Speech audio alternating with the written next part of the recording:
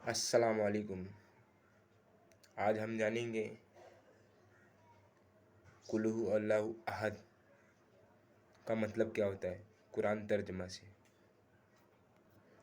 اس سے پہلے میں بتا دینا چاہتا ہوں، مجھے سمجھ نہیں آتا آج تک قل هو اللہ احد۔ اللہ تعالیٰ فرماتے ہیں اے نبی کہہ دیجئے لوگوں کو اللہ ایک ہے، اللہ بے نیاز ہے۔ اس کا مطلب ہوتا ہے اللہ تعالیٰ کسی کا محتاج نہیں ہے، سب اسی کے محتاج ہیں۔ نہ وہ کسی سے جنم لیا ہے، ارتھات وہ نہ کسی کا باپ ہے اور نہ وہ کسی کا بیٹا ہے، اور نہ اسے کسی نے پیدا کیا ہے، اور نہ اس کے برابر کوئی ہو سکتا ہے۔ ٹھیک ہے، یہ پوائنٹ بھی نوٹڈ والی بات بتا رہا ہوں آپ کو، پوائنٹ بھی نوٹڈ۔ اس سے کیا پتہ چلتا ہے؟ اللہ ایک ہے، دو نہیں۔ اللہ ایک ہے، دو نہیں۔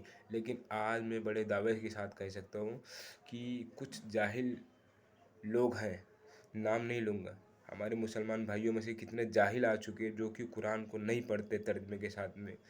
ان کا نعوذ باللہ ان کا ماننا ہے کہ اللہ دو ہے، ایک جن کو انہوں نے بنایا، دوسرا جو عرش و عظیم کا مالک رب العالمین جسے اللہ کہتے ہیں، اور ایک ہے جو مزار والے۔ میں مزار والوں سے نفرت نہیں کرتا ہوں، مجھے مزار والے سے نفرت نہیں ہے۔ مجھے نفرت اس بات کا ہے کہ وہ جو ولی لوگ ہیں ہمارے، اتنے اچھے اچھے ولی جو قبروں میں لیٹے ہوئے ہیں ماشاء اللہ، انہوں نے کبھی نہیں کہا ہوگا کہ تم مجھ سے مانگنا۔ لیکن آج شیطانوں نے اس طرح لوگوں کے دلوں میں وسوسہ ڈال کے لوگوں کو اس طرح گمراہ کیا ہوا ہے کہ وہ قبروں پہ جا کے اپنے ماتھا ٹیکتے ہیں، ولیوں کو پکارتے ہیں، باباؤں کو پکارتے ہیں، پیروں کو پکارتے ہیں۔ ہم منع نہیں کرتے ان کے ذریعے سے وسیلہ لگا کے آپ دعا مانگیے، لیکن رہ گئی بات کہ اللہ کو چھوڑ کر کسی اور کو پکارنا، عبادت کرنا، ان کے قبروں پہ جانا، مزاروں پہ جانا۔ آپ مزاروں پہ جائیے، میں منع نہیں کرتا ہوں، لیکن رہ گئی بات کی الٹی سیدھی حرکت کرنا، یہ اسلام نہیں سکھاتا۔ آپ غور کیجئے اس بات پہ۔ آپ کی سب کی حرکت کی وجہ سے آج غیر مسلمان ہندوؤں سے نفرت کرتا ہے۔ آپ نے کبھی قرآن کو سیریس لیا ہی نہیں ہے۔ اگر آپ قرآن کو سیریس لو اور قرآن کے ایک ایک آیت کو ترجمے کے ساتھ پڑھو تو آپ خود ہی سمجھ پاؤ گے کہ آج تک ہم صرف جاہلانہ حرکت کر رہے تھے، لیکن جب سے قرآن ترجمے سے آپ لوگ پڑھو گے تو آپ پکے ایمان والے ہو جاؤ گے۔ اس سے پہلے آپ ایمان والے نہیں ہو پاؤ گے۔ اس قرآن کو اللہ تعالیٰ نے اسی لیے اتارا ہے کہ اے نبی تم اس قرآن کے ذریعے لوگوں کو ہدایت دو، ہدایت یعنی سیدھے راستے پہ لاؤ، اور جو نہیں ڈرتا اس کو میرے بارے میں اس کا ڈر سناؤ۔ نہ کہ یہ فرمایا ہے کہ میں بڑا ہی غفور و رحیم ہوں۔ غفور و رحیم تو ہیں انشاءاللہ، لیکن کس کے لیے؟ جو نمازی ہے اس کے لیے، جو بے نمازی ہے اس کے لیے غفور و رحیم نہیں ہے۔ اس کے لیے تو ایک بولتے ہیں نا جلتا ہوا انگارہ، اس کے لیے جہنم کی آگ تیار ہے۔ تو میرے بھائیوں ابھی بھی وقت ہے۔ میں کہتا ہوں آپ لوگ اللہ کو سیریس لو، قرآن ترجمے کے ساتھ پڑھو، آپ کو پتہ چل جائے گا۔ اب میں آپ کو بتاتا ہوں 5-6 آیت میں گنا دیتا ہوں جو کہ صرف اللہ اپنے بارے میں فرماتا ہے کہ مجھ سے بڑا کوئی نہیں ہے، اللہ اکبر، یعنی اللہ مہان ہے۔ تو جب تم مانتے ہو کہ اللہ مہان ہے تو کیا آپ لوگ اپنی دکان کو اپنا اللہ سے بڑا بنا لیے کہ اس کی اذان سننے کے بعد بھی آپ دکان بند نہیں کرتے ہو، نماز کے لیے نہیں جاتے ہو؟ اتنا تم نے اللہ کو یہ بنا لیا۔ میں آپ کو 5-6 آیت بتاتا ہوں قرآن کے ترجمے کے ساتھ میں۔ یہ میرے ہاتھ میں قرآن ہے، کسی بابوں کی بک نہیں ہے۔ یہ دیکھیے قرآن کا ترجمہ ہے، یہ ہے قرآن ہے نا۔ اب میں اس میں 5-6 آیت آپ کو بتاتا ہوں ہندی میں ترجمہ۔ مجھے عربی تو آتا نہیں ہے، لیکن آپ کو ہندی میں بتاتا ہوں جو کہ فٹ بیٹھتی ہے باباؤں کے اوپر، اور جو اللہ کو چھوڑ کر کسی اور کو پکارتے ہیں ان کے اوپر۔ سنیے گا ابھی۔ نمبر 1، اور اس سے پہلے میں بتا دیتا ہوں، اور جو آپ لوگ روزہ اور نماز کے اوپر جو تکبر کیے ہو اس کے اوپر بھی آیت اتری، میں بتاتا ہوں۔ پہلی بتاتا ہوں آپ کو، سنو۔ پارہ نمبر 30 ہے المعون، آیت نمبر 1، 2، 3۔ اعوذ باللہ من الشیطان، بسم اللہ الرحمن الرحیم۔ کیا آپ نے اس ویکتی کو देखा जो बदले के दिन को झुठलाता है, सो या वही है जो यतीम को धक्के देता था, यानी यतीमों को इज्जत नहीं देता है, धक्के देता था। खाना तो कुत्ते को भी हम खिला देते हैं, लेकिन जो इधर लिखा हुआ अल्लाह ताला फरमा रहे हैं कि यतीमों को इज्जत देना, उनको धक्के नहीं देना। नंबर 3, और मिस्कीन मोहताज को खिलाने की तरकीब नहीं देता था, यानी यतीमों को इज्जत नहीं देता था ना, उनको खाना खिलाता था। तो ये देखो अल्लाह ताला ने चौथी आयत में क्या लिखा है, तो ऐसे नमाजियों के लिए तबाही है, तो ऐसे नमाजियों के लिए तबाही है जो अपनी नमाज में गाफिल बेखबर रहते हैं, यानी वो आते हैं नमाज में और कब नमाज हुई उनको खुद को नहीं पता, यानी कब रुकू में गए, कब सजदे में गए और कब सजदे से उठे और कब सलाम फेर दिया, उनको खुद को नहीं मालूम पड़ गया। एक 5 मिनट की नमाज 2 मिनट में पढ़ के चले जाते हैं, तो वो सिर्फ हाजिरी लगाने आते, नमाज पढ़ने नहीं आते, बल्कि नमाज का मजाक उड़ाने आते हैं। अस्तगफुरुल्लाह। आगे मेरे भाइयों, हम उम्मत रसूलुल्लाह के हैं, ना कि किसी वली के। यहाँ पे देखो जिक्र किया गया, नबी साहब को जिक्र किया गया, जो कि रब्बे का पूरी उनके बगैर जन्नत का दरवाज़ा नहीं खुले, उनको भी बोला जा रहा है। सूरतुल कसीस पारा नंबर 20 में क्या फरमाते हैं अल्लाह ताला, ऐ मोहम्मद आप जिसे चाहे हिदायत नहीं दे सकते। इधर लिखा हुआ है आप ए मोहम्मद आप जिसे चाहे राह पर नहीं, यानी राह यानी हिदायत पर नहीं ला सकते, मगर अल्लाह जिसे चाहता है राह दिखाता है और वही राह पाने वालों को खूब जानता है। तो मेरे भाइयों, जब नबी साहब को अल्लाह ताला फरमाने की ऐ मोहम्मद आप जिसे चाहे हिदायत नहीं दे सकते, मैं जिसे चाहता हूँ वो हिदायत दे सकता हूँ, तो मेरे भाइयों मुझे समझ में नहीं आता है कि फिर किसकी इबादत करें, उसी की ना जो फिर अल्लाह ताला ने कुरान भेजा। इसीलिए कहता हूँ कुरान तर्जमे से पढ़े। नंबर 2,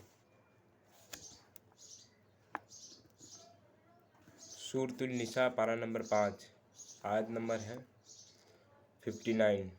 ऐ ईमान वालो अल्लाह का हुक्म मानो और रसूल का हुक्म मानो और उनका भी कहना मानो जो तुम में से हाकिम यानी अधिकारी हैं।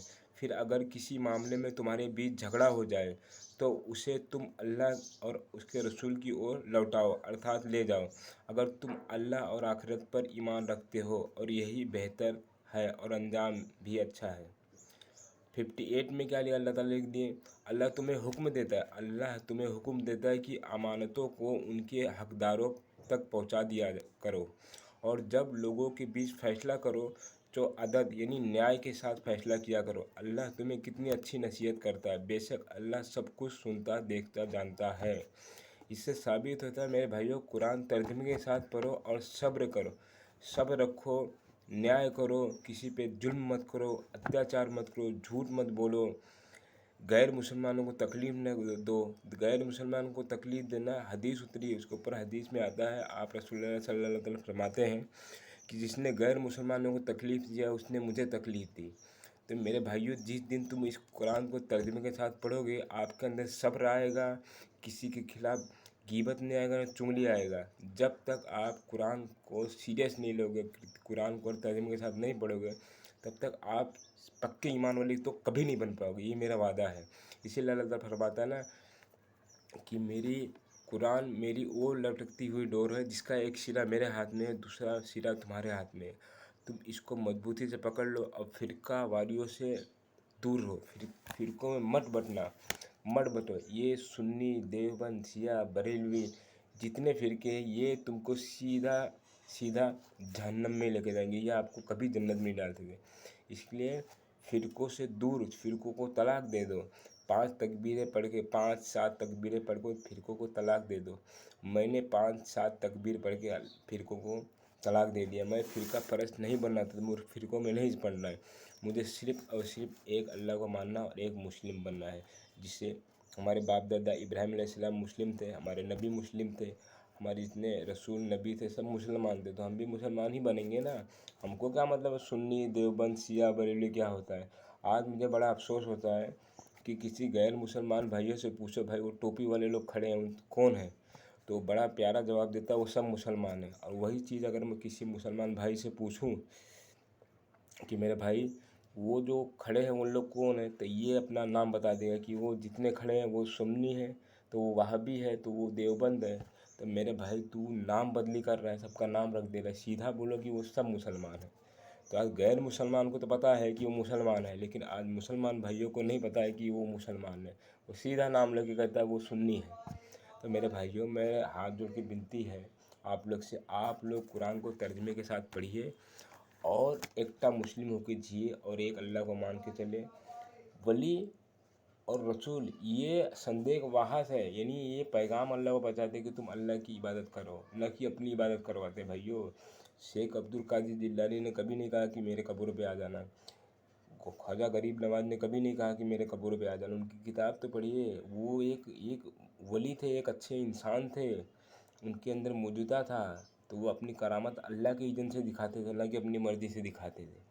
समझे ना मेरे भाइयों? तो आँख को खोलो और कुरान को तर्जमे से पढ़ो मेरे भाइयों। इस कुरान को मैं भी तो सीख ही रहा हूँ। अल्लाह के रसूल फरमाते भी है ना, तुम में से अफजल वो है जो कुरान पढ़े और पढ़ाए, नहीं सीखे और सिखाए। तो मैं सीख भी रहा हूँ, लोगों को नसीहत भी दे रहा हूँ मेरे भाइयों। मैं आप लोग से विनती करता हूँ, मैंने अपना यूट्यूब चैनल खोला है, उसमें कुरान तर्जमा के साथ कुरान तर्जमा लिख के आगे मेरा आप वीडियो अपलोड किए होता है, मुझे सपोर्ट कीजिए ताकि मैं लोगों को नसीहत दे सकूं। तो मेरे भाइयों, अब इतनी बात आज के लिए है, अब नेक्स्ट वीडियो के साथ मैं आऊँगा। मेरे चैनल को सब्सक्राइब कीजिए और मुझे फॉलो कीजिए। और मैं दिन, अगर अल्लाह ने चाहा तो मैं कुछ दिन के बाद लोगों को नसीहत दूंगा कुरान से फ्री में, ताकि हमारे जो बच्चे और सब भाई लोग हैं जो गुमराह हो रहे हैं वो कुरान की तरफ लौट आए और कुरान को तर्जमे के साथ पढ़े, ताकि अच्छी नसीहत लोगों को आगे तक पहुँचाए। तो मैंने जितनी बात कुरान की हक़ कही, अल्लाह ताला हमारे दिलों में रासिख फरमाए। अगर मेरे मुंह से, मेरे ज़बान से किसी के ख़िलाफ़ कोई बात निकली हो, अल्लाह मुझे माफ़ कर दिएगा। आमीन सुम्मा आमीन। खुदा हाफिज़। अस्सलाम वालेकुम।